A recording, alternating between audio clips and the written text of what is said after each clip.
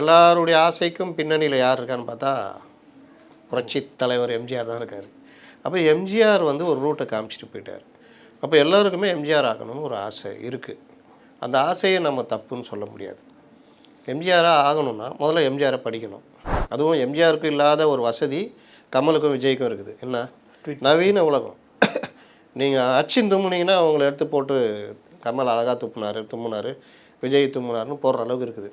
நீங்கள் நினைக்கிறத உங்கள் லேப்டாப்பில் இல்லை உங்கள் செல்ஃபோன்லேயே அடித்து நீங்கள் அடுத்த செகண்ட் நீங்கள் உலகத்துக்கே சொல்ல முடியும். அன்றைக்கி எம்ஜிஆருக்கெல்லாம் அந்த வசதி இல்லை. எம்ஜிஆர் ஒரு டெக்னாலஜி இல்லாத காலத்தில் செஞ்ச எதையுமே கமலால் நவீன டெக்னாலஜி இருக்கிற காலத்தில் செய்ய முடியல. ஆனால் அவர் சொல்கிறாரு, நான் 20 வருஷத்துக்கு முன்னாடி வந்து தான் பண்ணியிருப்பேன். நீ எந்த காலத்தில் வந்தாலும் பண்ணியிருக்க முடியாது. ஏன்னா அவங்க மனப்பான்மையே வேறு. ஜெயலலிதா சுற்றி தான் அரசியல் இருந்தது. ஆனால் ஜெயலலிதா எல்லோரும் இயக்குனாங்க, டே டு டே அரசியல் இருந்தாங்க. அவங்க இல்லைனாலும் மற்றவங்களை இருக்க வச்சாங்க. அதுதான் கட்சி. இப்போ நீங்கள் என்ன பண்ணீங்க? கமல் எம்ஜிஆர் ஒரு டெக்னாலஜி இல்லாத காலத்தில் செஞ்ச எதையுமே கமலால் நவீன டெக்னாலஜி இருக்கிற காலத்தில் செய்ய முடியல. ஆனால் அவர் சொல்கிறாரு, நான் 20 வருஷத்துக்கு முன்னாடி வந்து தான் பண்ணியிருப்பேன். நீ எந்த காலத்தில் வந்தாலும் பண்ணியிருக்க முடியாது. ஏன்னா அவங்க மனப்பான்மையே வேறு. விஜய் சேம் இதே. அவருக்கு கமல்கிட்ட இல்லாத விஷயம் என்னென்னா அதீதமான மக்கள் செல்வாக்கு இருக்குது. பெண்கள், இளைஞர்கள், பட்டியலின மக்கள், சிறுபான்மை மக்கள்னு பெரிய ஆதரவு இருக்குது. ரெண்டாவது, விஜய் கமலை விட புத்திசாலி. அவர் வந்து யார் எதிரின்னு கை காமிச்சிட்டார்.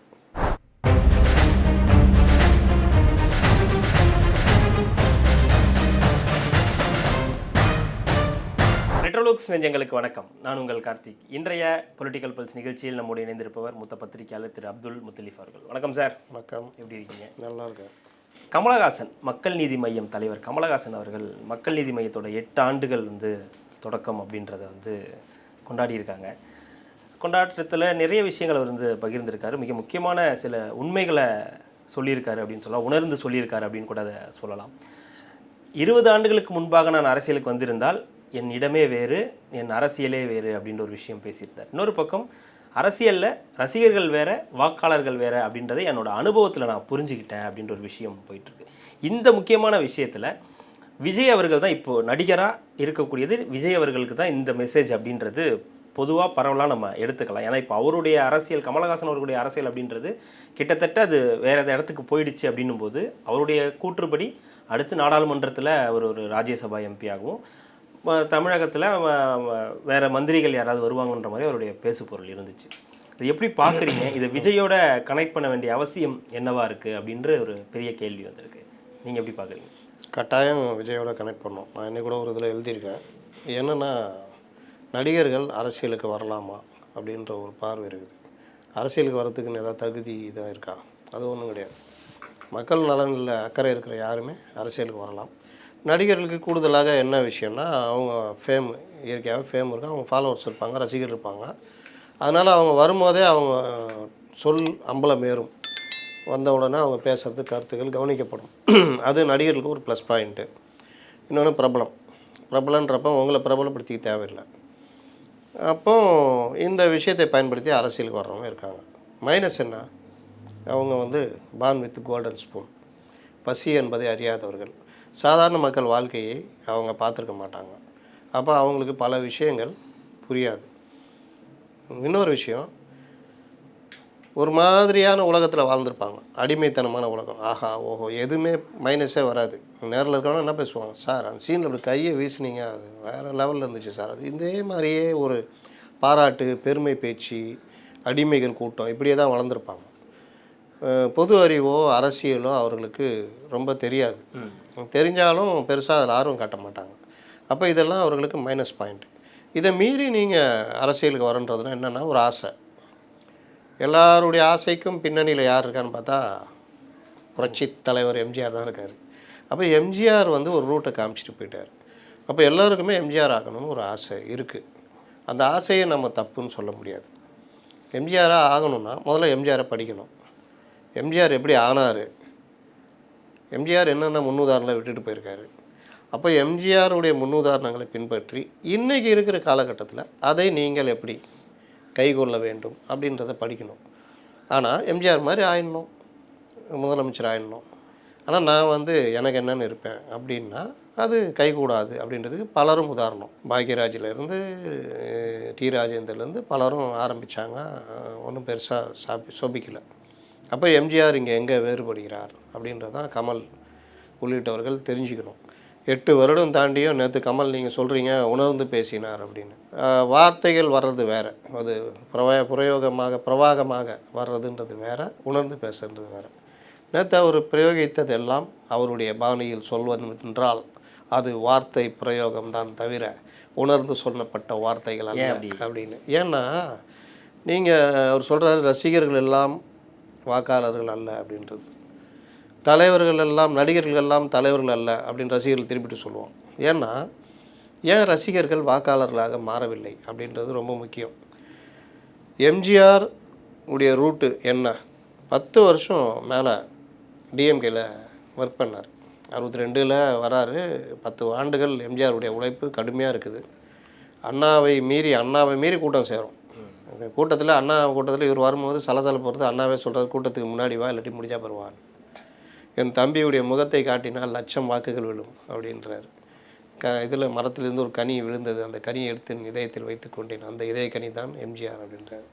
அப்பேற்பட்ட எம்ஜிஆர் வெறுமனே இந்த திரைப்பட புகழை மட்டும் வச்சுக்கிட்டு அவர் வரலை. தமிழ்நாட்டை படித்தவர், வறுமையை உணர்ந்தவர். சின்ன வயசில் அவர் எந்த அளவுக்கு வறுமை, பசி இதெல்லாம் உணர்ந்து கஷ்டப்பட்டு வந்ததுனால வந்த பிறகு மாறுறவங்க இருக்காங்கல்ல, பழசை நினச்சே பார்க்க மாட்டான். புது உலகத்துக்கு ஒரு படம் எடுக்கும் போது கதையை செதுக்குவான். மொட்டை மாடியில் உட்காந்து எழுதுவான், பாத்ரூமில் உட்காந்து எழுதுவான், குடிசையில் உட்காந்து எழுதுவான். படம் ஹிட் அடித்து டேரக்டர் ஆனவொன்னே அடுத்த கதை அவனுக்கு யோசிக்கிறதுக்கே அவனுக்கு ரூம் போடணும். நட்சத்திர ஹோட்டலில் ஃபுல்லாக திண்டு போட்டு சரக்கு வச்சுட்டுலாம் இருந்தால் தான் கதையே எழுத வரும். அப்போ நீ இவ்வளோ நாளாக அங்கேருந்து அதே ஆள் தானே நீ இப்போ இங்கே மாறி இருக்க. என்னென்னா மைண்டு மாற்றிக்கிறது, அந்த மனப்பான்மையை மாற்றிக்கிறது. அப்போ எம்ஜிஆர் வந்து என்ன தான் உயரம் வந்தாலும் அந்த விஷயங்களை அவர் மறக்கலை. நம்மளை மாதிரி இருந்தவங்க, நம்மளை மாதிரி இருக்கிற கலைஞர்கள், அவங்க இந்த மாதிரிலாம் கஷ்டத்தை அனுபவிச்சிருப்பாங்களா, அவமானத்தை அனுபவிச்சிருப்பாங்களா, அவங்களுக்கு நம்ம எதாவது ஹெல்ப் பண்ணணும். அந்த மாதிரிலாம் பண்ண ஆரம்பித்து தான் அவர் உதவி பண்ண ஆரம்பித்தார். ஒரு கட்டத்துக்கு மேலே பொதுமக்களுக்கு உதவின்றதாக அது மாறிச்சு, கட்சி தோழர்களுக்கு உதவின்னு. திமுகவில் வந்த பிறகும் திமுகவில் நீங்கள் என்ன பண்ணணும் அப்படின்றப்போ அவர் வந்து ஒரு அரசியல்வாதியாக தன்னை மாற்றிக்கிட்டார். என்ன பண்ணணும், அரசியல்னால் என்ன, எப்படி இருக்கணும், பெண்களை எப்படி மதிக்கணும், என்னென்ன நல்ல கொள்கைகளை இது பண்ணணுன்றதெல்லாம் அவருடைய படங்களில், பாடல்களில், வசனங்களில். நீங்கள் ஒரு சின்ன ஒரு ஆளை கூட வாயா போயான்னு எம்ஜிஆர் பேசுன்னு நீங்கள் பார்க்கவே முடியாது. ஒரு ஆளை கொலை செய்கிற சீன் கூட எம்ஜிஆர் நடிக்க மாட்டார். சண்டை சீனில் பார்த்தீங்கன்னா அந்த கத்தி சண்டையில் அப்படி குத்துற மாதிரிலாம் இருக்கும். கொடூரமாக இப்போ பண்ணுறாங்கல்ல, துருத்தி அடித்து கொல்றது, அந்த மாதிரிலாம் எம்ஜிஆர் படத்தில் இருக்கவே இருக்காது. ஏன்னா அந்த மாதிரி காட்சிகளில் கூட நம்ம வன்முறையை விதைக்கக்கூடாதுன்னு நினச்சவர். மது, சிகரெட்டு, மற்ற விஷயங்கள் ஒதுங்கி இருந்தவர். பெண்களை எப்படி மதிக்கணும்னு. அப்போ இதெல்லாம் பண்ணும்பொழுது எம்ஜிஆருடைய இமேஜ் ஒரு லெவல் உயருது. ப்ளஸ் அரசியல் ரீதியாக தன்னை பற்றி நன்றாக அவர் தமிழகத்தை பற்றி நல்லா தெரிஞ்சவர். தமிழகத்துடைய ஒவ்வொரு மூலை முடுக்கிலும் பொதுக்கூட்டங்கள் வழியாக மக்களை சந்தித்தார். அப்போ இவரால் திமுக வளர்ந்தது, திமுகவால் இவர் வளர்ந்தார், ஆட்சியை பிடிச்சாங்க. மறுபடியும் அண்ணா மறைவு, கலைஞர் வர்றதுக்கு உதவி பண்ணார். 71 எலெக்ஷன்னு பெரிய அளவில் பிரச்சாரம் பண்ணி ஜெயிக்கிறாங்க. 72 தூக்கி வெளியே போடுறாங்க. அப்போ 10 ஆண்டு கால அனுபவம் இருக்குது. துரோகம், சூழ்ச்சி, வெற்றி, தோல்வி எல்லாத்தையும் பார்த்துட்டு தான் வந்து நிற்கிறார். அப்போ கட்சியை ஆரம்பிக்கும் போது கூட என் ரசிகர்கள் எல்லாரும் வாங்க, உங்களுக்கு மட்டும்தான் பதவி, வெளியிலேருந்து யாரையும் உள்ளே சேர்க்க மாட்டேன், நீங்கள் மட்டும்தான் இருக்கணும், முசிறி புத்தன் வாங்க, நீங்கள் தான் தலைவர். ஐயா எனக்கு ஒன்றுமே தெரியாது, யார் ரசிகர் மன்றத்தில் நான் வந்து கூழ் ஊற்றியிருந்தேன், அது பண்ணியிருந்தேன், அதெல்லாம் இல்லை, எனக்கு உங்களை ரொம்ப பிடிக்கும், நீங்கள் தான் பொதுச் செயலாளர். இப்படிலாம் எம்ஜிஆர் பண்ணல. எம்ஜிஆர் யாருக்கு என்னென்ன வரும், யாரை பயன்படுத்தினோன்னு பயன்படுத்தினார். பல மாவட்ட செயலாளர்களை எம்ஜிஆரை தேடி சென்று பணம் கொடுத்து உள்ளே கூட்டு வந்தார். அரசியல் வியாபாரம் தானே. அப்போது பல பேர் உள்ளே வந்தாங்க. இன்னும் சில பேர் எம்ஜிஆரை விரும்பி வந்தார்கள், சில பேர் கருணாநிதி பிடிக்காமல் வந்தார்கள், சில பேர் வேறு கட்சியிலிருந்து இங்கே போய்க்கிடல எம்ஜிஆர்கிட்ட போனால் இது பண்ணலாம் வந்தாங்க. இளைஞர்கள், கல்லூரி மாணவர்கள், இவங்க எம்ஜிஆரை தேடி வந்தாங்க. அப்படிலாம் சட்டக்கல்லூரி மாணவராக வந்தவர் தான் ஜெயக்குமார்லாம், ஜெயக்குமார் இவங்கெல்லாம். அப்படி வந்த இளைஞர்கள் சாரியாக எம்ஜிஆரை நோக்கி வரும்பொழுது அவர்களை அரசியல்படுத்துகிறதும் இந்த வேலையை எம்ஜிஆர் பண்ணார். கொஞ்சம் கூட ஒரு நடிகர்ன்ற இதில் எம்ஜிஆர் காமிச்சிக்கல. ஏன்னா எம்ஜிஆர்னால் நீங்கள் இப்போ நினைக்கிற மாதிரி விஜய்யோ கமலையோ மாதிரி கிடையாது. எம்ஜிஆர்னால் அப்படி பார்த்தாங்க, ஐயோ அவரை பார்க்க மாட்டோமா அப்படின்ற மாதிரி எம்ஜிஆரை ஜனங்க பார்த்தாங்க. எம்ஜிஆர் கட்சி ஆரம்பித்து திண்டுக்கல் எலெக்ஷனுக்காக அதுக்கு பிரச்சாரத்துக்கு மதுரையிலேருந்து ட்ரெயினில் போகிறாரு. மதுரையிலேருந்து திண்டுக்கல் ட்ரெயின் மிஞ்சி போனால் ஒரு மணி நேரம், அதிகபட்சம் 1 மணி நேரம் தான் ட்ராவல் டைமு. ஆனால் கிட்டத்தட்ட 6லேருந்து 8 மணி நேரத்துக்கு மேலே தான் ட்ரெயின் போகுது. ஏன் போகுதுன்னா, வழி முழுவதும் ட்ரெயினை மறித்து எம்ஜிஆரை பார்க்குறாங்க, எம்ஜிஆர் வந்து இது பண்ணுறாரு, அப்புறம் வழி விட்றாங்க, இப்படியே போகுது. ஒரு கட்டத்தில் எம்ஜிஆர் பார்க்குறாரு, இது நல்லா இருக்காது, எல்லாருக்கும் தொல்லை, பயணிகளுக்கும் தொல்லை, நான் காரில் போயிடுறேன் அப்படின்றாரு. ரயில்வே அதிகாரிகள் வந்து, ஐயா அந்த வேலையை மட்டும் பண்ணாடுங்க, தண்டவாளத்தை பேர்த்து எடுத்துருவாங்க, மக்கள் சக்தி வேறு, நீங்கள் ட்ரெயின்லேயே தான் போய் ஆகணுன்றாங்க. அப்படி போய் சேர்றாரு. அப்போ அந்த மாதிரி ஒரு எழுச்சி இருந்தாலும் மக்களை சந்திக்காமல் இல்லை எம்ஜிஆர். ஒவ்வொரு மாவட்ட வாரியாக ஒவ்வொரு இது. அப்போல்லாம் என்னங்க இருக்கும் வசதி, வண்டியில் போவார், பொதுக்கூட்டம் அட்டன் பண்ணுவார், விடிய கூட பொதுக்கூட்டம் நடக்கும். அந்த மாதிரி ஒரு பக்கம் ஷூட்டிங்கு, இன்னொரு பக்கம் இது. எம்ஜிஆர் 72 கட்சியிலேருந்து விலக்கப்பட்டாலும் 77 அவர் பதவியேற்கிறது அதற்கு பிறகும் அவர் நடிச்சிக்கிட்டு இருந்தார். டப்பிங் முடிச்சுட்டு தான் அவர் முடிச்சு கொடுத்தாரு அந்த மதுரை மீட்டு சுந்தரபாண்டியன். அப்போ 5 ஆண்டுகள் அவர் நடிச்சிக்கிட்டு தான் இருந்தார். நடிச்சுக்கிட்டே அரசியல் இருந்தார்ல, அது ரொம்ப முக்கியம் இல்லை. அப்போ இதெல்லாம் வந்து விஜய்க்கும் கமலுக்கும் பொருந்தும். அப்போ எம்ஜிஆர் ஃபுல் டைம் அரசியல்வாதியாக இருந்தார். பத்திரிகையாளர்களை சந்திக்க பயந்ததே கிடையாது, பேட்டி கொடுத்தாரு, எல்லாம் பண்ணார். இவங்க வழக்கம் போல் இப்போ பண்ணுறாங்களே இதே மாதிரி.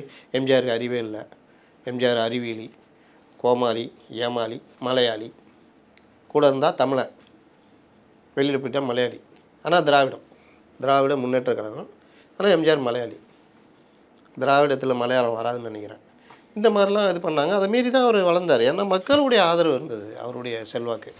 இங்கே நான் சொல்ல வர்றது, கமல் இப்போ சொல்கிறாருல்ல, நான் உணர்ந்து கொண்டேன். ஆனால் அந்த எம்ஜிஆருமே, எம்ஜிஆருடைய ரசிகர்களை பல பேர் திமுக இருந்தாங்க, உதயசூரன் ஓட்டு போட்டாங்க. கலைஞருடைய இதுவாக இருந்தாங்க. அரசியல்னால் கலைஞர், ரசிப்புனா எம்ஜிஆர், அப்படி இருந்தாங்க. ஏன் அது? ஏன்னா அவங்க அரசியல்படுத்தப்பட்டார்கள். அவங்கள வந்து எம்ஜிஆர் எல்லாம் ஒன்றும் பண்ண முடியல. இதை எம்ஜிஆரும் உணர்ந்திருந்தார், அதுக்கேற்ற மாதிரி பண்ணார். ஒரு கட்டத்தில் மாறினாங்க, அது போச்சு வந்துச்சு.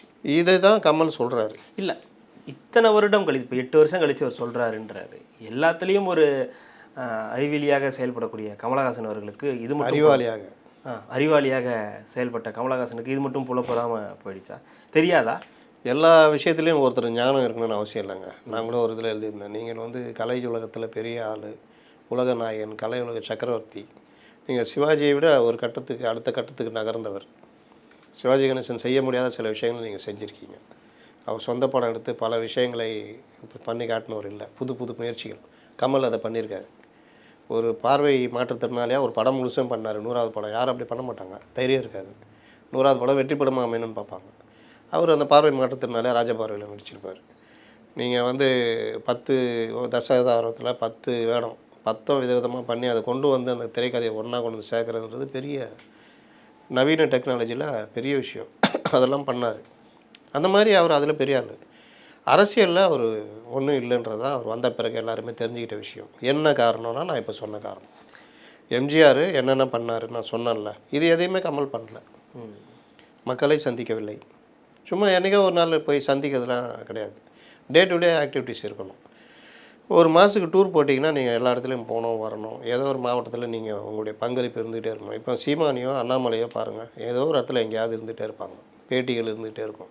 அந்த மாதிரி எம்ஜிஆர் அந்த காலத்தில் இருந்தார். கமல் இருக்காரா? இல்லவே இல்லை. என்றைக்காவது ஒரு நாள் ட்வீட் பண்ணுவார். அதுவும் எம்ஜிஆருக்கு இல்லாத ஒரு வசதி கமலுக்கும் விஜய்க்கும் இருக்குது. என்ன? நவீன உலகம். நீங்கள் அச்சின் தும்முனீங்கன்னா அவங்கள எடுத்து போட்டு கமல் அழகாக தும்முனார், விஜய் தும்முனார்னு போடுற அளவுக்கு இருக்குது. நீங்கள் நினைக்கிறத உங்கள் லேப்டாப்பில் இல்லை உங்கள் செல்ஃபோன்லேயே அடித்து நீங்கள் அடுத்த செகண்டு நீங்கள் உலகத்துக்கே சொல்ல முடியும். அன்றைக்கி எம்ஜிஆருக்குலாம் அந்த வசதி இல்லை. பத்திரிகையாளர்களை கூப்பிட்டு அவன் எழுதிட்டு அவன் போய் ஃபோட்டோ எடுத்துகிட்டு போய் அதை கழுவி எம்ஜிஆர் எழுதுந்த அச்சு கோத்து அதை போட்டு பிரிண்ட் பண்ணி வரத்துக்குள்ளே 4 நாள் ஆகிடும். அடுத்த செகண்டு நீ பண்ணுற அளவுக்கு நீ உலகம் இருக்குது. ஆனாலும் நீங்கள் ஒன்றும் இல்லாமல் இருக்கிறீர்கள். அப்போ கமலஹாசன்லாம் இந்த உலகத்திலே இல்லை, நல்லா தெரியுதா? நீங்கள் அவர் தமிழக அரசியல் என்கிற உலகத்தில் இல்லை. அவரே சொல்லிக்கிறார், நான் பார்ட் டைம் அரசியல்வாதின்னு. அப்போ தினம் தினம் சம்பவம் நடக்கவில்லையா? நீங்கள் அன்புமணி ராமதாஸ் எடுத்துங்க. நமக்கே அவங்க சொல்லும் போது சில விஷயங்கள் நமக்கு தெரியுது. ஓ, இது நடந்திருக்கான்னு. இன்னைக்கு கூட ஒரு கத்தி முனையில் ஒரு பெண்ணை பாலியல் பலாத்காரம் பண்ணி நகையெல்லாம் தேடிட்டு போகிறாங்க. நமக்கு வந்து பார்க்காம போயிருப்போம், கடந்து போயிருப்போம். அதை ஒரு அறிக்கையாக மாற்றி என்ன பிரச்சனை இருக்குதுன்னு கொண்டு வரதில்ல. அவங்க பண்ணுறாங்களா இல்லையா? அவங்கள என்ன சொல்கிறாங்க? நான் தைலாபுரம் தோட்ட அரசியல்வாதின்னு. ஆனால் உக்காந்துட்டு தமிழ்நாட்டே அளந்து சொல்லிக்கிட்டு இருக்காங்களா இல்லையா? பல தீர்வு சொல்கிறாங்களா இல்லையா? அப்போ உங்களால் ஏன் அது முடியல? உங்ககிட்ட அறிவாளிகள் இல்லையா? உங்களை நோக்கி பலர் வந்தாங்க. ஆனால் நீங்கள் எதுவுமே செய்யலை. அவங்களையும் நீங்கள் வீணடித்தீர்கள். உங்களை சுற்றியே அரசியல் இருக்கணும்னு நினச்சிங்க. கூட்டம்னா நான் தான் இருப்பேன், என்னை சுற்றி தான் இருக்கணும்னு. சரி, நீங்கள் இருங்க. நீங்கள் அதுக்கேற்ற ஸ்பீடாக இயங்குனீங்கன்னா அதுவும் இல்லை. ஜெயலலிதா சுற்றி தான் அரசியல் இருந்தது. ஆனால் ஜெயலலிதா எல்லோரும் இயக்குனாங்க. டே டு டே அரசியல் இருந்தாங்க. அவங்க இல்லைனால மற்றவங்களை இருக்க வச்சாங்க. அதுதான் கட்சி. இப்போ நீங்கள் என்ன பண்ணீங்க? கமல் திடீர்னு உங்களுக்கு ஷூட்டிங் இருக்கும், திடீர்னு நீங்கள் வந்து பிக் பாஸ் போயிடுவீங்க. இந்த நவீன உலகத்தில் இதெல்லாம் ரொம்ப சாதாரணம். நீங்கள் ஒரு ஷூட்டிங் ஸ்பாட்டில் உட்காந்துட்டு ஒரு விஷயத்துக்கு நீங்கள் அரசை எதிர்த்து ஒரு ட்வீட் பண்ணலாம், ஒரு வீடியோ பேசி போடலாம் ரஜினி மாதிரி. இல்லை, இது கமலஹாசனுடைய அரசியல். இது நம்ம இதுக்கப்புறம் அது எப்படி இருக்குன்னு தெரியல எனக்கு. இல்லை, நான் அப்படியே வந்துடுறேன். அதுதான் கேட்குறேன். இப்போ விஜய்க்கு ஒரு மெசேஜ் சொல்லியிருக்காரு இல்லையா, ரசிகர்கள் வாக்காளர்கள் ஒரு விஷயம் சொல்லியிருக்காருல்ல, அது அவருக்கு எந்த அளவுக்கு இப்போ பொருந்ததுன்னு நம்ம பார்க்கணும். கமல்ஹாசனுக்கு இப்போ நான் சொன்னது எல்லாமே விஜய்க்கு பொருந்தும். எம்ஜிஆரை எப்படி இப்போ நான் சொன்னேனோ அதில் எதையுமே எம்ஜிஆர் ஒரு டெக்னாலஜி இல்லாத காலத்தில் செஞ்ச எதையுமே கமலால் நவீன டெக்னாலஜி இருக்கிற காலத்தில் செய்ய முடியல. ஆனால் அவர் சொல்கிறாரு, நான் 20 வருஷத்துக்கு முன்னாடி வந்து தான் பண்ணியிருப்பேன். நீ எந்த காலத்தில் வந்தாலும் பண்ணியிருக்க முடியாது. ஏன்னா உங்கள் மனப்பான்மையே வேறு. நீங்கள் தைரியமான அரசியல்வாதி இல்லை. ஒரு அண்ணாமலைக்கு இருக்கிற துணிச்சலோ ஒரு சீமான் இருக்கிற துணிச்சல்லாம் உங்களுக்கு கிடையாது. ஒரு இதை கூட நேராக சொல்ல மாட்டீங்க, யாரோ எங்கேயோன்னுவீங்க. அது முதல்ல அரசியல்வாதிக்கு தேவையில்லாத விஷயம். என்ன சொல்ல வரீங்க நேராக சொல்லணும். அது உங்கள்கிட்ட கிடையாது. ரெண்டாவது, உங்கள் பார்வை ஒரு மக்களுடைய பிரச்சனையை நீங்கள் எப்படி பார்க்குறீங்கன்றது கமலுக்கு எந்த இடத்துல வெளிப்பட்டுருக்குதா? மக்கள் இந்த விஷயங்கள் விஜய்க்கு பொருந்துதா? ஒவ்வொன்றா தான் வரேன் நான். பொருந்தோம், கண்டிப்பாக பொருந்தோம். அப்போது மக்கள் பிரச்சனையை நீங்கள் எப்படி பார்க்குறீங்க அப்படின்னு 8 வருஷத்தில் கமல் எத்தனை பிரச்சனைகளை எதிர்த்து பேசியிருக்காரு. கமல் இன்னொரு மைனஸ் என்னென்னா, நீங்கள் கட்சி ஆரம்பித்தப்போ ஆளுங்கட்சி திமுக, சரி அதிமுக, ஆனால் நீங்கள் எதிர்த்து திமுகவை. அதுவே ஒரு வித்தியாசமான ஸ்ட்ராட்டஜி தான். அது ஒரு தப்பான ஸ்ட்ராட்டஜி. அது நீங்கள் எதிர்க்க வேண்டியது அதிமுகவையும் பாஜகவையும். ரெண்டாவது, 2019 எலெக்ஷனில் ஒன்று நீங்கள் அதிமுகவோட திமுக கூட்டணியில் சேர்ந்து ஒரு எம்பி 2 எம்பி சேர்ந்து நின்றுருக்கணும். அப்போ உங்களுக்கு ஒரு பெரிய ரீச் கிடச்சிருக்கும். ஆனால் நீங்கள் எல்லாருக்குமே ஒரு ஆசை இருக்கும்ல, நம்ம தனி கட்சி, நம்ம முதலமைச்சர் அப்படின்னு. 4% ஓட்டு கிடைக்கிது. அது எந்த அளவுக்கு முக்கியத்துவம் வாய்ந்ததுன்னு நீங்கள் இடதுசாரிகள் கேட்டால் தெரியும். 2% தாண்டல இத்தனை வருஷமாக. திருமாவளவனை கேட்டால் தெரியும் 1.5%, 2%. பாஜகவை கேட்டால் தெரியும். அப்போது உங்களுக்கு எடுத்தவொன்னு 4%. அதில் நகர்ப்புற வாக்காளர்கள். நீங்கள் கிராமப்புறத்தில் இல்லைன்றது உங்களுக்கு தெரிஞ்சிச்சு. அப்போ உங்கள் வேலை என்ன? மதுரை இதுன்னு கிராமப்புறங்கள் ஃபுல்லாக தென் மாவட்டங்கள் சுற்றுனீங்கன்னா உங்களுக்கு வேல்யூ இருக்கும். உங்கள்கிட்ட தளபதிகள் இருந்தாங்க. விஜய் கூட இல்லை, மகேந்திரன், பல தளபதிகள் இருந்தாங்க. இவர் பொன்ராஜ் போன்றவர்கள்லாம் உள்ளே வர்றாங்க, பலர் வராங்க. அதை பயன்படுத்திக்க தெரியல. அப்போது நீங்கள் எதையும் நான் பேச மாட்டேன், அதுக்கு ஒரு ஆதாரம் எதுவும் சொல்லுவீங்க, நான் பார்ட் டைம் அரசியல்வாதின்னு. ஆனால் தோல்வி அடைஞ்ச பிறகு நான் தோல்வியுற்ற அரசியல்வாதின்னு சொல்கிறாங்க. நான் 20 வருஷமாக நீ என்ன பண்ணியிருப்பீங்க? இன்றைக்கே பண்ணாத ஆள் அன்றைக்கி யார் இருந்தா? ஜெயலலிதா, கருணாநிதி. 2 பேரும் உங்களை அப்படி நசுக்கிட்டு இருப்பாங்க. விஜயகாந்த்னு ஒரு ஆளுமே இருந்துச்சு 20 வருஷத்துக்கு முன்னாடி. அவர் 2004 தானே வராரு, 4 வராரு, 5, 6லலாம் அவர் எலெக்ஷனே போட்டிக்கிட்டின்னு. அவர் எப்படி இருந்தார்? 2000 டெரராக இருந்தார். 2 பேரையும் வச்சு செய்வார். இத்தனைக்கும் 2 பேருக்கு நெருக்கமானவர் அவர். அரசியல் வரப்போ அதெல்லாம் பார்க்கல. அந்த துணிச்சல் உங்களுக்கு அப்போ இருந்ததா? எப்போவுமே இருந்ததில்லை. அப்போ நீங்கள் அதுக்கான ஆள் இல்லைன்றது தெரியுது. இப்போ நான் விஜய்க்கு வரேன்.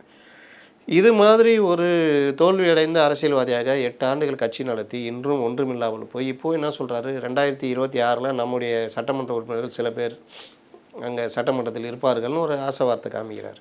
அவர் திமுகவை நம்பிக்கிட்டு இருக்காரு. உங்களுக்கு அப்பாற்பட்ட ஆனானப்பட்ட கட்சிகளுக்கு 6 சீட்டு தான். அப்போ உங்களுக்கு என்ன கொடுப்பாங்க? மனிதநேய மக்கள் கட்சி இவங்கள மாதிரி 1 சீட்டு 2 சீட்டு கொடுக்கறதுக்கு வாய்ப்பு இருக்குது அதிகபட்சமாக. அதை கூட இப்போ என்ன டிமாண்ட் வைப்பாங்க? ராஜ்யசபா இல்லை அப்படின்னு நின்றுங்க வாங்கன்னு ஏதாவது சொல்லியிருக்கலாம்.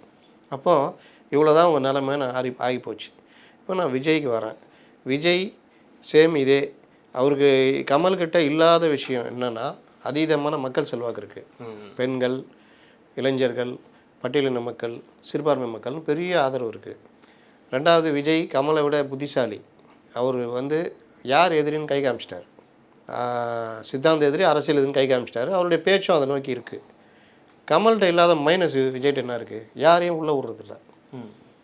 இன்னொன்று என்ன பண்ணுறாரு? தான் நம்புகிற ஆட்களை அவங்க என்ன பண்ணாலும் அதை பற்றி கண்டுக்காமல் இருக்கார். ஒரு பெரிய புகைச்சல் கட்சிக்குள்ளே ஓடிட்டு இருக்குதா? ஓராண்டு ஆகிடுச்சு. ஓராண்டில் யாரும் கட்சிக்குள்ளே விடாமல் அந்த இருக்கிற டீம் பார்த்துக்குது. அப்படியே மீறி விட்டாலும் அவர்கள் அதிமுகவுக்கு எதிரான ஆட்களாக பார்த்து உள்ளே எடுக்கிறாங்க. அவர்களும் அதிமுகவை விமர்சிக்கிறாங்க. நீங்கள் வருங்காலத்தில் ஏதோ ஒரு வகையில் அதிமுகவோட இணைய வேண்டிய நிர்பந்தம் இருக்கும். அப்போ நீங்கள் எடுக்கிற ஆள் குறிப்பிட்ட ஒரு வருஷத்துக்கு ஒரு ஆள் 2 ஆள் எடுக்கிறீங்கன்னா, இன்னும் 5 வருஷத்தில் இன்னும் 10 பேர் எடுத்துருவீங்களா? இது ஒரு கட்சிக்கான வளர்ச்சி கிடையாது. இந்நேரத்துக்கு வந்து குமிஞ்சிருக்கணும்ல. அப்போ வெறுமனே ரசிகர்களுக்கு தான் நாங்கள் வந்து சீட்டு கொடுப்போம், அவர்களுக்கெல்லாம் கொடுத்து முடிச்சு தான் மற்றதை யோசிப்போன்ற மாதிரிலாம் முட்டாள்தனமாக அந்த சில பேர்லாம் இவருக்கு ஆதரவு ஊடகவியலாளர்லாம் கூட பேசுகிறாங்க. அதெல்லாம் ஒரு பைத்தியக்காரத்தனம். எல்லாருக்கும் நீங்கள் அரசியல்லாம் கொடுத்து முடிச்சுட்டு அப்போ புதுசாக யார் வருவா? அரசியல் வியாபாரம். அரசியலில் ஏதோ ஒன்று நம்பி எதிர்பார்த்து தான் வருவாங்க. அவங்களுடைய பங்களிப்பும் செலுத்துவாங்க, ஏதோ ஒன்று இருக்கும். அப்போ அவங்க வர்றவங்களாம் நான் வந்துட்டு தொண்டர்களாக இருக்குன்னா கம்யூனிஸ்ட் கட்சி போயிடுவாங்களே, எதுக்கு உங்கள்கிட்ட வரணும்? புரியுதா? நான் வந்துட்டு செலவும் பண்ணுவேன், எல்லாம் மக்கள் செல்வாக்கையும் காமிப்பேன், என்னுடைய அரசியல் அனுபவத்தையும் நான் கட்சிக்காக செலவிடுவேன். ஆனால் யாரோ ஒன்றும் இல்லாதவங்களுக்கு வந்து பதவி கொடுத்துருப்பீங்க, நான் வந்து அவங்களுக்கு கீழே வேலை செய்யணும், யாரும் வரமாட்டாங்களா?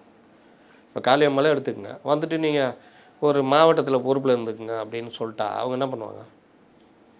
அவங்க ஒரு இன்றைக்கி மீனவ சமுதாயத்துடைய ஒரு பெரிய பிரதிநிதி மாதிரி அவங்கள பார்க்க ஆரம்பிச்சிருக்காங்க. அவங்க ஒரு பேச்சாளர், ஒரு தெளிவான அரசியல்வாதி. அவங்கள ஒரு சரியான இடத்துல கொடுத்தா அவங்க கட்சிக்கு ஒரு பிரதான தலைவராக நாளைக்கு ஒரு பெரிய சொத்தாக மாறுவாங்க. ஏன்னா நாம் தமிழர்லேயே நிறைய பேர் விலகும்போது அது விலகல் போடுவாங்க. ஆனால் இவங்க வந்து விலகிறன்றது ரொம்ப நாளாகவே பேசு பொருளாகவே இருக்காங்க. பேசு பொருளாகவே இருக்குது. அவங்க ஒரு பெரிய அரசியல்வாதினால விலகிட்டு வெளியில் உட்காந்துட்டுலாம் இருக்க முடியாது. அவங்க சில விஷயங்களுக்காக வெயிட் பண்ணுறாங்க. அந்த நான் தான் சொல்கிறேன்னே, இங்கே தான் அந்த பெரிய பெரிய இரும்பு கேட்டாக இருக்குல்ல, இந்த இரும்பு கேட்டு எப்போது திறக்கப்படும், எப்போது எல்லோரும் உள்ளே அழைக்கப்படுவார்கள்லாம் தெரியாது. இந்த சினிமாவில் காட்டுவாங்கல்ல, வேலை வாய்ப்புக்கு டோக்கன் தூக்கி போடுவானே, மாடியிலேருந்து டோக்கன் தூக்கி போடுவாங்க, எல்லாம் பொறுக்கிட்டு வருவாங்களா, அந்த மாதிரி வெளியில் அவ்வளோ பேர் காத்துக்கிட்டு இருக்கிறாங்க. இவங்க இன்னும் டோக்கனை தூக்கி போட மாட்டேங்கிறாங்க. இந்த 26ஆம் தேதி இந்த ஓராண்டு இந்த அரசியலை முடிச்சிருவோம். என்னன்னா இப்போ அதுதான் பிரச்சனை. இப்போ நம்ம சொல்ல வர்றது, விஜய் எந்த பாதையை தேர்ந்தெடுக்க போகிறார்? எம்ஜிஆர் பாதையா, கமல் பாதையா? நான் வந்து கமல் மாதிரி தான் இருப்பேன், எப்போவோ அதில் பேசுவேன், எப்போவோ அதில் அறிக்கை வரும், இல்லை வந்து நான் பொதுமக்கள்கிட்ட ரீச் ஆக மாட்டேன், பொதுக்கூட்டங்கள் போக மாட்டேன், இல்லை இப்போ ஷூட்டிங் முடிச்சுட்டு பிறகு நான் போக போகிறேன்னு சொல்கிறாரு. அப்போ போனார்னா நல்ல விஷயம். நம்ம இப்போ இருக்கிற நிலைமையை பற்றி சொல்கிறோம். ரெண்டாவது, கட்சிக்குள்ளே இருக்கிற விஷயங்கள் நான் காது கொடுத்து கேட்க மாட்டேன். ஃப்ரீ ஆக்சசபிள்னு வாங்க, உங்களுக்கு ஈஸி ஆக்சசபிள். இப்போ ஜெயலலிதாட்ட அது இருந்தது. நீங்கள் ஒரு மாவட்ட செயலாளரை காரணமே இல்லாமல் வேறு ஒரு டீம் நீக்குது. ஜெயலலிதாவுக்கு தெரியல. அந்த நபர் வந்து ஒரு 4-5 நாளாக வாசல்லே நிற்கிறார். இந்த அவங்க வெளியே போகும்போது ரோட்டில் இவரே நிற்கிறாரு, எம்எல்ஏ வேறு அவர், இவரே நிற்கிறாரு. ஏன்னா பார்க்க முடியாது, ஆனால் ரோட்டில் நிற்கிறார். 4ஆவது நாள் இவங்களே நிறுத்தி வண்டி நிப்பாட்டு, வாங்க என்ன விஷயம், ஏன் நிற்கிறீங்க? இல்லைம்மா அந்த மாதிரி மாவட்ட செயலர் நீக்கிட்டாங்க, நல்லதாம்மா வேலை செஞ்சுருந்தேன், என்ன காரணம் தெரிஞ்சுக்கலாம், அம்மாக்கிட்ட தெரிஞ்சுக்கலான்ட்டு. மாவட்டத்தை நீக்கிட்டாங்களா அப்படின்னு கேட்டுட்டு, சரி ரைட் நான் பார்த்துக்கிறேன்ட்டு 2 நாள் பொறுத்து முன்னாடி ஒரு மாவட்ட செயலர் அறிவிப்பு வருது. இந்த ஆக்சஸ் இருக்குல்ல, இது ரொம்ப முக்கியம் ஒரு தலைவருக்கு. அதாவது நான் எதையும் கண்டுக்காமல் இருப்பேன் அப்படின்னா, நீங்கள் நல்ல ஆட்கள், அக்கறை உள்ளவர்கள், கட்சிக்காக உழைப்பவர்கள் எல்லாம் அப்படியே சோர்ந்து ஒதுங்கி போயிடுவோம். ஏமாத்துறவன் அவன் தான் உள்ளே வந்துடுவான். அப்போது நான் கட்சியை, என் கட்சி, அவர் கட்சி, அது ஒரு ஆளை தான் அந்த கட்சி, அவர் தான் ஒன்று, மற்றதெல்லாம் 0. அப்போ அவர் நாளைக்கு எதானாலும் அது அவர் எடுக்கிற நடவடிக்கை பொறுத்து தான் அவர் அதாக முடியும். நீங்கள் கமல் மாதிரி தான் இருப்பேன்னீங்கன்னா கமல் மாதிரி ஆக முடியும். எம்ஜிஆர் மாதிரி இருப்பேன்னா எம்ஜிஆர் மாதிரி முதல்வர் அமைச்சர் ஆக முடியும். பல 10 வருஷங்கள் நீங்கள் இருக்க முடியும். அப்போ என்ன ஆகணுன்றதை அவர் தீர்மானிக்கணும். அப்போ அவர் எல்லா விஷயத்தையும் தெரிந்து கொள்பவராக இருக்க வேண்டும். எல்லாரையும் நம்பிடக்கூடாது, எல்லாரையும் நம்பாமலும் இருக்கக்கூடாது. ஒரு தலைவனுக்கு அது ரொம்ப முக்கியமான தகுதி. எல்லா நேரமும் சோதித்து கொண்டே இருக்க வேண்டும், எல்லா நேரமும் சிலரை நம்பியாக வேண்டும். அப்போ எல்லாம் இப்படியும் இருக்கணும். அதைத்தான் அவர் பண்ணுறாரு, எல்லா நேரையும் சிலரை நம்ப வேண்டி இருக்குன்றாரு. எல்லா நேரமும் ஒருத்தரை நம்புறாரு அப்படின்னு நீங்கள் சொல்கிறீங்க, நம்பணும்னு சொல்கிறீங்க, அதை தானே அவர் பண்ணுறாரு. ஒரேடியாக நம்பிவிடக்கூடாதுன்னு சொல்கிறாங்களா? ஒரேடியாக நம்பிவிடவும் கூடாது, நம்பாமல் இருக்கவும். அவர் நம்பாததுனால தானே 2 பேர் உள்ளே வராங்க. எந்த 2 பேர்? ஆதவர்ஜுனா, பிரசாந்த். ஆதவர்ஜுனா வந்தார், அதுக்கு பிறகு என்ன மாற்றம்? யார் இன்னொருத்தர் யார்? பிரசாந்த் கிஷோரை வந்து மீட் பண்ண வச்சார் இல்லையா? அது ஆதவர்ஜுன் கூப்பிட்டு வந்தார். அதுதான் கேட்குறேன், அது ஒரு கன்சல்டேஷன். அதுக்கு பிறகு என்ன மாற்றம் வந்திருக்கு? ஆதவர்ஜுனே வந்துட்டாருங்க, என்ன மாற்றம் அதுக்கப்புறம்? அவர் ஆஃபீஸ் போட்டு அவர் ஒர்க் பண்ணிகிட்டு இருக்காரு, ரைட்டு. மாற்றம் என்ன வந்திருக்கு? அணியாக சாரியாக கட்சியில் அணிறாங்க. அப்போ தானேங்க பயமுறுத்த முடியும். பயந்துருவாங்களா மற்ற கட்சியில்? ஏன்னா நாளுக்கு நாள் வளர்ந்துக்கிட்டே போகுது. இல்லை நம்மளோட எண்ணம் அந்த மாதிரி இருக்கா? யார் நம்ம கேட்குற பொதுமக்கள் இல்லை இந்த மாதிரி விமர்சகர்கள்லாம் கேட்குறேன். விஜய் கட்சி ஆரம்பிச்சிட்டாரு, எல்லாரும் போய் இணைஞ்சிடணும், அணி அணியாக போய் சேரணும் அப்படின்றது நம்மளோட எண்ணம், ஆசை, விருப்பம்லாம் கிடையாதுங்க. நான் சொல்கிறது எல்லாம் சைலண்டாக கூட நடக்கும். நான் சொல்கிறது இல்லை, சைலண்டாக எப்படிங்க நடக்கும்? ஒரு கட்சியில் ஒருத்தர் இல்லை சார், நான் அப்படி கேட்கல சார், நான் சைலண்டாக சொல்கிறது நடக்குது. இது எல்லாரும் ஒரு நாள், இப்போ நான் ஒரு 26ஆம் தேதி சொல்கிறேன்னா அந்த நாளில் இருக்கலாம் இல்லையா? அந்த அப்படின்னா நமக்கு தகவல் வந்துருமே. மற்றவர்களுக்கு வராமல் இருக்கும். ஓகே, இப்போ எங்களை மாதிரி ஆட்களுக்கு வராமல் இருக்கும்.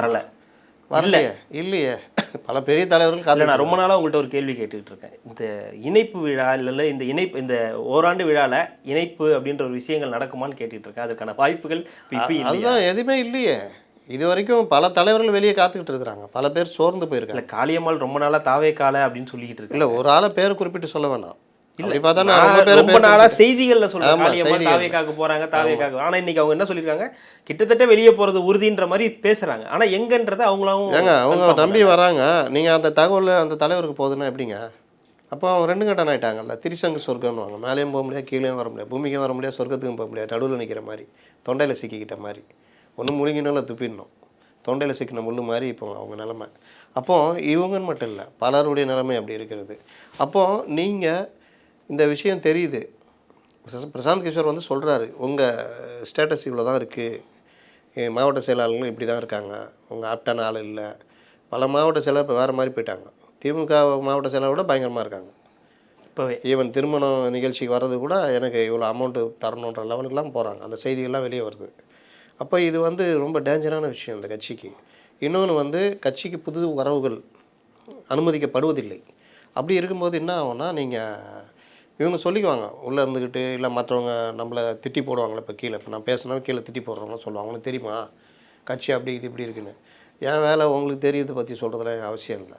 இல்லை ஆதரவு பேசணுன்னு அவசியம் கிடையாது. ஏன்னா ஆதரவு பேசினா நான் என்ன தாவேக்கா உறுப்பினரா? நம்ம வந்து ஒரு விமர்சகர், ஒரு அனலிஸ்ட்டு. இது இப்படி நடக்குது, உங்களுக்கு எச்சரிக்கை. மாற்றலைன்னா மாற்றலை. அதனால் இப்போ கமலுக்கு சொல்கிறோம்ல, 8 ஆண்டுகள் நீங்கள் பார்ட் டைம் அரசியல்வாதியாக சினிமா ஷூட்டிங்கும் பிக் பாஸ்க்கும் நடுவில் மக்கள் அப்பப்போ பார்த்தீங்க. மக்களும் மற்ற விஷயங்களுக்கு நடுவில் உங்களை பார்த்தாங்க. இப்போ நீங்கள் வந்து தோல்வி அடைந்த அரசியல்வாதி. இன்னொரு பிரச்சனையும் இருக்கு இல்லையா? அவர் யாரை எதிர்த்து டார்ச் லைட்லாம் போட்டு இது பண்ணி அவங்களுடைய படம் பண்ணது அவங்களே வந்து அதான் சொல்கிறேன். நிலைப்பாடும் முக்கியம். நீங்கள் ஒரு தலைவர் ஆகணும்னா நீங்கள் எந்த நேரத்தில் எந்த அரசியல் பண்ணுறீங்க, என்ன நிலைப்பாடு எடுக்கிறீங்கன்றது ரொம்ப முக்கியம். அதுக்கு வைகோ உதாரணம். அதனால் பலர் உதாரணமாக இருக்கிறாங்க.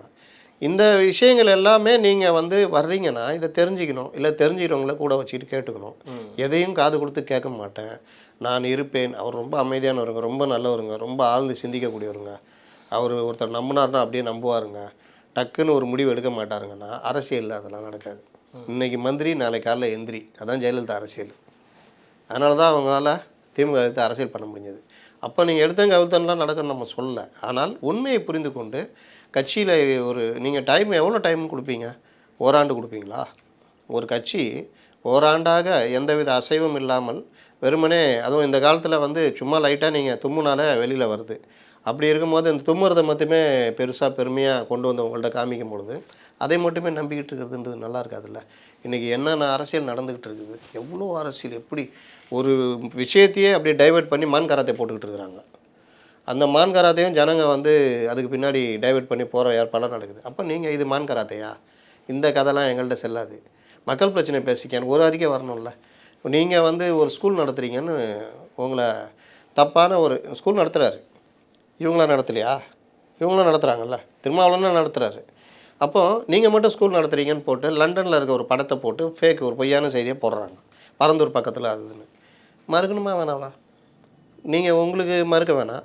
கொள்கை பரப்பு செயலாளர் எடுத்திருக்கீங்களே அவரோ இல்லை மற்றவர்களோ இதுக்கு மறுத்து அறிக்கை விடணுமா? பொய்யான செய்திகளை பரப்பா விஜய் ரசிகர்கள் இது நம்ப வேண்டாம். யார் நடத்தலை? நீ நடத்தலையா?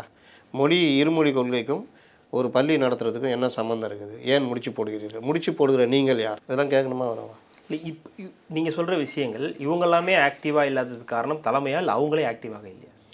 தகுதியானவர்கள் தகுதியான இடத்துல இல்லைன்னா அங்கே ஆக்டிவ் இருக்காது.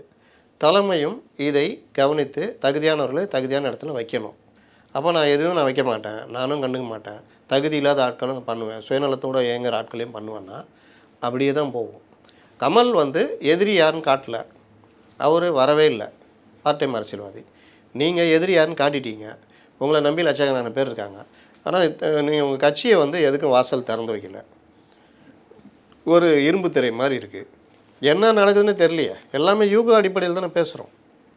ஒருத்தர் வந்தார், அவர் ஒரு ஆஃபீஸ் போட்டு உக்காந்துருக்காரு, அவ்வளோதானே.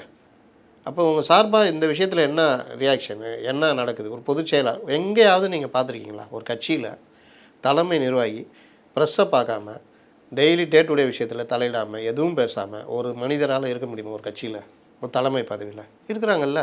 ஏன்னு நான் சொல்கிறேன்னா, நீங்கள் ஒரு சரத்குமார் கட்சி மாதிரியோ இல்லை ஒரு சின்ன கட்சி மாதிரி ஏதோ ஒன்று இருந்தீங்கன்னா ரைட், அவ்வளோதான். எதோ ஆரம்பித்தார் போகிறாரு, போகட்டும்பா அப்படின்னு. நீங்கள் நாளைக்கு தமிழகத்தை ஆள போகிறேன்னு நம்பிக்கிட்டு இருக்கீங்கள, அப்போ அந்த நம்பிக்கைக்கு ஏற்ற மாதிரி உங்களுடைய செயல்பாடு அமையணும்ல. நான் ஓட்டப்பந்தயத்தில் அடுத்த வருஷம் ஜெயிக்கணும். அப்போ நீங்கள் இன்னையிலேருந்து காலைல 5 மணிக்கு எழுந்திரிச்சி ப்ராக்டிஸ் பண்ணுறது, சாதாரணமாக ஓடுறதை தாண்டி ஒரு ஓட்ட வீரனான பயிற்சி எடுக்கிறது, அதுக்கு தகுந்த கோச் வச்சுக்கிறது, அதுக்கு தகுந்த உணவு எடுக்கிறது, அதுக்கு தகுந்த வாழ்வியல் முறைகளை மாற்றிக்கிறது, இதெல்லாம் பண்ணால் தானே நீங்கள் போட்டியில் போய் கலந்து ஜெயிக்க முடியும். நானும் ஜெயிக்கிறேன், நான் ஓடிடுவேன்யா, நான் டெய்லி ஓடின்னு தானே இருக்கிறேன்னா அங்கே போய் ஓட முடியுமா? அங்கே போய் ஓடும்போது தான் தெரியும், பயிற்சி எடுத்தவனோட ஓடும்போது நீங்கள் எந்த லட்சத்தில் இருக்கீங்கன்னு தெரியும். இதைத்தான் எல்லாருமே சுட்டி காமிக்கிறேன், இதை தான் சொல்கிறாங்க. இதில் இந்த மாதிரி எப்போ ஒரு நாள், ஒரு 10 நாளைக்கு ஒரு தடவை காலைல 5 மணிக்கு எழுந்திரிச்சி எதாவது குடிச்சிட்டு லைட்டாக போயிட்டு அப்படி பண்ணிட்டு இப்படின்னு பண்ணி அதையே ஒரு பெரிய விஷயமா வந்துட்டு ஓட்டப்பந்தயத்தில் ஓடிட்டு நான் தோல்வியடைந்த அரசியல்வாதின்னு சொல்கிறாங்கன்னா அப்படி தான் சொல்லுவாங்க. நீங்கள் டெய்லியில் ப்ராக்டிஸ் பண்ணணும். இப்போ அண்ணாமலை இல்லையா, மான் கராத்தே போகிறாரோ என்ன பண்ணுறாரோ, டெய்லி ஊடகத்தில் இருக்கார்ல. சீமான் இல்லையா, தப்பாக பேசுகிறாரோ சரியாக பேசுகிறாரோ பேசிக்கிட்டு இருக்கார்ல. அப்போ நீங்கள் சரியாக பேசுறதுக்காவது நீங்கள் காலாட்டிகிட்டே இருக்கணும்ல, இல்லை கொண்டு போய் புதைச்சிருவாங்கள்ல. அப்போது இது கமல் வந்து உங்களுக்கு முன்னுதாரணம்ன்ற. கமல் முன்னுதாரணமாக எடுத்துக்க போகிறீங்களா, எம்ஜிஆர் எடுத்துக்க போகிறீங்களா? இப்போ நம்ம எழுதுகிறோம், இப்போ இந்த மாதிரி விஷயங்கள்லாம் ஆளை விட்டு அடிக்கிறது திட்டுறதுலாம் பண்ணியிருந்தா என்ன ஆகும்? கருத்தை ஏற்றுக்கொள்ளாதவர்கள் என்ன ஆவாங்க? ஒன்றும் இல்லாமல் போயிடுவாங்க. நீங்கள் யார் ஒருவர் நீங்கள் இப்போ பல ஆட்சிகள் மாறினது காரணம் என்ன? கூட இருக்கிற லகுடபாண்டிகள் எல்லாம் ஆகா ஓகோ சூப்பர்னு சொல்லிகிட்டு இருப்பாங்க. வெளியில் எவனா ஒருத்தர் 2 பேர் சொல்லிக்கிட்டு இருப்பாங்க, இல்லை சரியில்லாதுன்னு. அது கேட்க மாட்டாங்க, யாரா அவனை அடிச்சு தோத்துறா அப்படின்வாங்க. கட்சியில் எல்லாம் கவுந்தோன்னே இந்த ஆகா ஓகோன்னெலாம் ஓடி போய்ட்டுருப்பான். அவன் அந்த அடிச்சு தோத்துன அவன் சொல்லுவான், நான் அன்றைக்கே சொன்னேன்ல என்னை அடிச்சு தோத்துனீங்க அப்படின்னு. இதுதான் நிலமை. இது எல்லா இதுலையும் நடந்திருக்குது. சாணக்கியன் கதை எடுத்து பாருங்கள். அந்த மகத மன்னன் வந்து இல்லாத ஆட்டம் ஆடுவான், சொன்னால் கேட்க மாட்டான், அடித்து தோர்த்துவான், கழுவில் ஏற்ற சொல்லுவான். கடைசியில் வெளியில் போய் ஒரு சின்ன பையனை ரெடி பண்ணி கொண்டு வந்து மன்னராக்குவாப்பில். சாணக்கிய சபதம். அந்த மாதிரி இது வந்து ஆண்டாண்டு காலமாக வரலாறுல இருக்கிறது. நீங்கள் புதுசாக எதையும் நீங்கள் பண்ணிட முடியாதுங்க. டெக்னாலஜி வேணால் மாறும், ஏஐ டெக்னாலஜி வந்தாலும் நீங்கள் அதில் ஏஐ டெக்னாலஜியில் உங்கள் நாலேஜை வச்சு எதாவது பண்ண முடியாதான் பண்ணணும். ஏஐ டெக்னாலஜி வந்துச்சுப்பான்னு போட்டுக்கிட்டுலாம் இருக்க முடியாது. கண்டென்ட் கொடுத்தா தான் அது பேசும். சாட் ஜிபிடி கூட நீங்கள் எதாவது கேட்டால் தான் அது சொல்லும். சாட் ஜிபிடி நீ உட்காந்து பார்த்துக்கினே இருக்கீங்க வச்சுக்கோ, நாள் பூரா என்னடா பார்க்குற, உன் மனசுக்குள்ள இதுன்னு சொல்லுமா?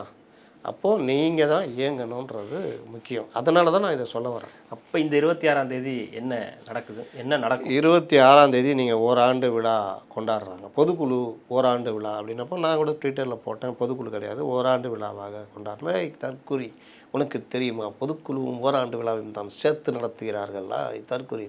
உள்ளே போய் பார்த்தா அவன் திமுக ஆளு. விஜய் போர்வையில் என்ன திட்டுறான். என்னன்னா விஜய் ரசிகரை திட்ட மாட்டாங்கல்ல, ஏன்னா அவங்க பார்த்துட்டு வராங்க, ஒரு கரெக்டாக தான் பேசுகிறாரு. இது எதாவது நடக்குது கட்சிக்குள்ளே, அண்ணனை வந்து முதல்வர் ஆகிறத தடுக்கிற வேலைலாம் நடக்குது, அதை இவர் எங்கெங்கே சுட்டி காமிச்சிட்டு இருக்காரு அப்படின்னு விஜய் ரசிகர் பார்க்குறாங்கன்னா, என்னடா இவனுங்க இப்படியே இருக்காங்க, இப்படியே இருந்தால் இவன் பேச்சு கேட்டு ஏதாவது ஒரு மாற்றம் வந்துட்டு நம்மன்னு இல்லை பலர் பேசுறது மாற்றம் வந்துச்சுன்னா அந்த மாற்றம் வெற்றியில் போய் முடிஞ்சோன்னா நம்ம பொழப்பு நாளிடமென்ட்டு டேய் கிளம்புடா உடனே 4 விஜய் படத்தை வச்சுக்கிறது, 10 ரீபோஸ்ட் போட்டுக்கிறது, ஒரு 150 ஃபாலோவர்ஸு. உள்ளே போய் பார்த்தா நம்மளை திட்டுவோம், என்னடா நீ எங்கள் தலைவனை பற்றி எனக்கு தெரியாது, டே உன் தலைவன் யாருன்னு எனக்கு தெரியும், நீ கூலிப்பட. இதுதான் நடக்குது. அப்போ 26 பொதுக்குழு கூட்டன்றது கிடையாது. ஏன்னா பொதுக்குழு உறுப்பினர்கள் நியமிக்கப்படலை. நீங்கள் இப்போ திமுக அதிமுக எடுத்துட்டிங்கன்னா அதிமுகவில் 2000 சில்லற பொதுக்குழு உறுப்பினர்கள். அப்படின்னா என்ன அர்த்தம்னா ஒரு தொகுதிக்கு 10 பேர் பொதுக்குழு உறுப்பினர், மாவட்ட செயலாளர், மாவட்ட நிர்வாகிகள், அவன் ஒரு 10 பேர், வட்ட பிரதிநிதி, வட்டத்துக்கு ஒருத்தர், ஒன்றியத்துக்கு இப்படிலாம் இருப்பாங்க. இது போக மாவட்ட பிரதிநிதிகள், இந்த மாதிரிலாம் ஒரு செட்டப் இருக்கும். இங்கே அந்த மாதிரி இதுவரையிலும் பார்த்தீங்கன்னா மாவட்ட பொறுப்பாளர் ப்ளஸ்ஸு அது ஒரு 5 செயற்குழு உறுப்பினர்கள் இப்படி தான் இருக்குது செட்டப்பு. பொதுக்குழு உறுப்பினர்களும் ஒரு இது இல்லை. தேர்தல் ஆணைய இது பிரகாரம் நீங்கள் உங்களுடைய இந்த தேர்ந்தெடுக்கப்பட்டது விஜய் தலைவராக, புஷி ஆனந்தாக, வெங்கட்ராமன் பொருளாளராக இதெல்லாம் வந்ததுக்கெல்லாம் நீங்கள் வந்து அங்கீகாரம் வாங்கணும். அது பைலா. இப்போ இவங்க அதை நோக்கி இன்னும் நகரவே இல்லை. அதை நாளைக்கு யாராவது கொண்டு போய் பண்ணாங்கன்னா அது ஒரு சிக்கலாகும். இப்போ இந்த கூட்டம் என்னென்னா ஒரு அடுத்த கட்ட நகர்வுக்காக எனக்கு வந்த தகவல் பூத் கமிட்டிக்கு ட்ரைனிங் கொடுக்கறதுக்கான இதுன்னு. ஆனால் அந்த மாதிரி கூட இல்லை அப்படின்னு சிலர் சொல்கிறாங்க. 2500 பேர் ஒரு மாவட்டத்துக்கு 20 பேர்னு 2500 பேருக்கு அழைப்பு பாஸ் போயிருக்கு. மகாபலிபுரத்தில் வச்சு ஹோட்டலில் அவங்களுக்கான அறுசுவை உணவுடன் சைவ உணவுடன் அவர்களுக்கு சாப்பாடு இதெல்லாம் 2 நாளைக்கு தங்கறதுக்கான ரூம்கள் எல்லாம் ஏற்பாடு பண்ணியிருக்காங்க. பெருசாக நடத்த போகிறாங்க. அதேமாதிரி விஜய் சில மெசேஜ்களே அதில் சொல்லலாம். விஜய் சில விஷயங்களே பேசலாம்னு நினைக்கிறேன். 8வது ஆண்டு விழாவில் பேச தெரியாத கமலை அவ்வளோ நேரம் பேசுகிறாரு. நீங்கள் 2வது ஆண்டு விழா தொடக்கத்தில் தெரியாத கமலா சினிமாவில் நல்லா பேசுவாருங்க, அரசியலில் அவர் கிடையாது. நேற்று கூட என்ன பேசுகிறாரு, என்னவோ பேசுகிறாரு. இங்கே ஆரம்பிப்பார், திடீர்னு அங்கே போயிடுவார். நான் சொன்னல திக்கு தெரியாத காட்டில் திடீர்னு ட்ரிப்ளிகன் போவார், அங்கேருந்து திடீர்னு கோடம்பாக்கம் வந்துடுவார், கோடம்பாக்கத்துலேருந்து அடையார் போயிடுவார். இது பேச்சு கிடையாது. அப்போது இவர் வந்து கமலை அந்த மாதிரி இது பண்ணும்போது நீங்கள் 2வது ஆண்டு தொடக்க விழாவில் நீங்கள் பேசலை. ஸ்ட்ராட்டஜிஸ்ட்டு சொல்லியிருப்பார். ஏன்னா அற்புதமான ஸ்ட்ராட்டஜிஸ்ட் வச்சுருக்காங்கல்ல. சார் நீங்கள் அன்றைக்கி பேச வேணாம் சார், நீங்கள் வெறும் கூடையை தூக்கிட்டு போய் பூ போட்டு மாலை போட்டு வந்துடுங்க சார், அது கூட ட்ரோன் ஷாட்டில் எடுத்து குத்துறோம் சார். அது ப்ரெஸ்ஸு கொடுக்க தேவை. என்னையா இது, ஒரு தலைவன் ஒரு கட்சி அதுக்கு எவ்வளோ பில்டப் பண்ணணும், அவரை பேச வைக்கணும், 1/2 மணி நேரம் பேசி அரசியலை வச்சு திமுக பிஜேபி கிளின்னு கிழிச்சு இருக்கிற பிரச்சனை கிழிச்சா சும்மா தொண்டெல்லாம் அப்படியே பூஸ்ட் ஆகிடுவான். 2 மாதத்துக்கு டேய் தலைவன் பேசிக்கிறான் பாடுறா அப்படின்னு சித்தாந்த எதிரி அரசியல் எதிரின்னு சொன்ன வார்த்தையே இன்றைக்கி நிற்கிதுன்னா கூட்டணி வச்சுக்குவோம், நாங்கள் வந்து ஆட்சியிலும் பங்கு அதிகார பகிர்வுன்னு ஆடி போனாங்கல்ல. எந்த அளவுக்கு நீங்கள் அப்போ பேச வைக்கணுமா வேணாவா? அவருக்கு தெரியாதுங்க, அதுக்கு தானே அவங்க சம்பளம் கொடுத்து வச்சுருக்காங்க. அப்போது இந்த 26வது அவர் பேசுவார் என்று எதிர்பார்க்கலாம். ப்ளஸ்ஸு வர்றவங்களுக்கு சில விஷயங்கள் கீழே என்னென்ன பண்ணணும் ஒர்க் பண்ணணுன்னு அதுக்கு தான் ஆதவ அர்ஜுன் தான் ஒர்க் பண்ணிகிட்ருக்காருன்னு சொன்னாங்க. அவங்களுக்கான சமிஞ்சைகள் மற்ற என்ன கட்சியை எப்படி கொண்டு போகணும் எல்லான்னு நம்ம லகடப்பாண்டிகள் வெளியிலேருந்து எல்லாம் சொல்லுவாங்க. ஆனால் உள் தகவல் என்னன்றதை நம்ம அது 26க்கு பிறகு தான் நமக்கு பல விஷயங்கள் வரும். அப்போ இன்னும் கொஞ்சம் விரிவாக பேசுவோம். கண்டிப்பாக சார், தொடர்ந்து பேசலாம். மிக்க மகிழ்ச்சி. உங்களுடைய நேரத்தை ஒதுக்கி எங்களுக்காக பல்வேறு தகவல்களை பகிர்ந்தமைக்கு ரெட்டலோக்கின் சார்பாக மிக்க நன்றி.